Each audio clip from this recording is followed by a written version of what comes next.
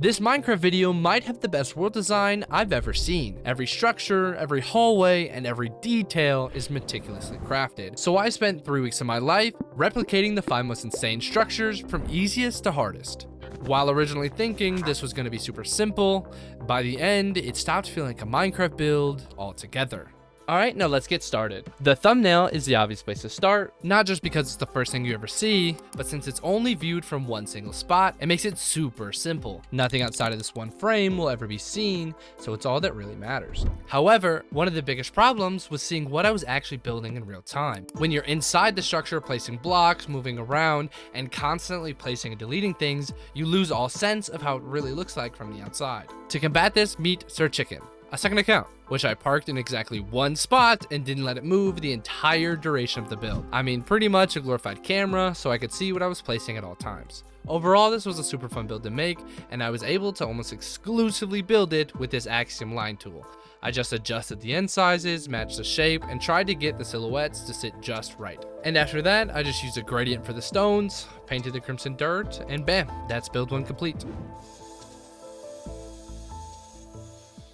Now there's a moment in Weefy's video when Avery travels through the depths and he stumbles upon the gateway that started it all. And since it's what transfers him into the rest of the universe he's walking into, I figured it was worth recreating. Since the more difficult and interesting builds are still coming up, I'll keep this one slightly shorter. I just built the structure block by block using images and screenshots from the video, and surrounding the gateway was really just black concrete. And I may have cheated a little bit and changed the concrete texture to a darker black. But it was the only way to match the video, so they probably did the same thing. And then I built up the hallway, connecting it to the rest of the world, and just like that, our build is done. Now we can head through the portal and see what's on the other side. Now this one was a genuine challenge. Before I even get into this, my only reference from this build, 1080p screenshots taken from the original video. Like, what even is that block?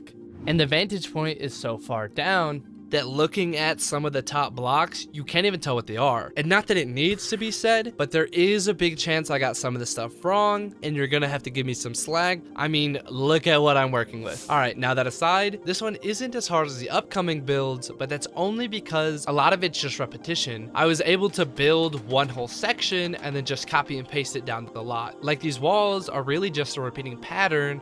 There is a neat little trick though. The way the builder ensures that it doesn't feel like that is because the amount of depth and pops of contrast that are used. It also helps that the bridges across go all the way to the floor. This blocks the line of sight, and it works super well to create that illusion of variation. Now, I love this build overall, but there are some aspects I would have done differently. Like in these lower portions, a gradient from like tough to anything darker like deep slate or blackstone, it could have created this more ominous vibe and would have also made the ground feel farther away, so the height of the build feels taller. After building both the entrance and the exit portal, I did run into a light leaking problem, so instead of going around and plugging every stair or wall hole, I took the lazy route and just blocked the whole thing in concrete. I know it's not the most majestic, but you know, it got the job done.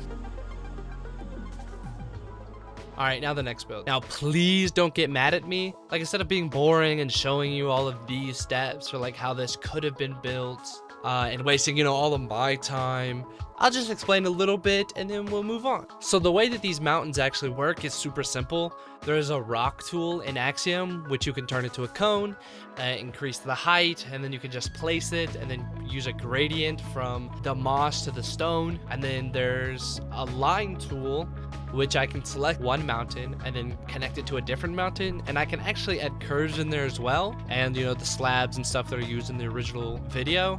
And before we get into the absolute hardest one, we're going to build the church. I know it doesn't seem that hard, but there is a lot of detail, and it's a super important part of the video, so I figured it deserved to be built. I really just built this all block for block, and they mainly just use a gradient and texturing, and it definitely was a time-intensive process, but overall it was a pretty cool build. Now we can finally get on to the moment you've all been waiting for.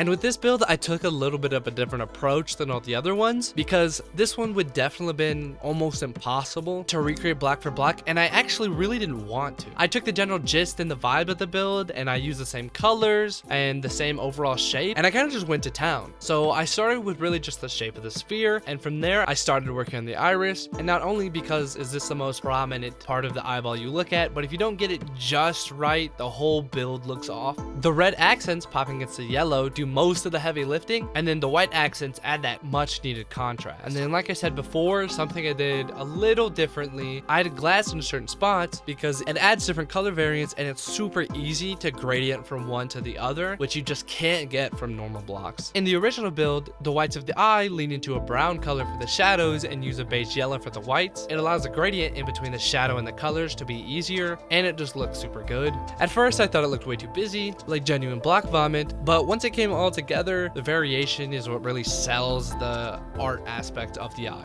A solid white eye would look way too plain and just overall bad, so this stops it from being, you know, bad. I wasn't really using Weefy's builds as a blueprint, but mainly as more of like a reference for the idea, and I integrated my own ways of using light or where I put glass or block placements and stuff. I think that this style of building is, for one, way more useful.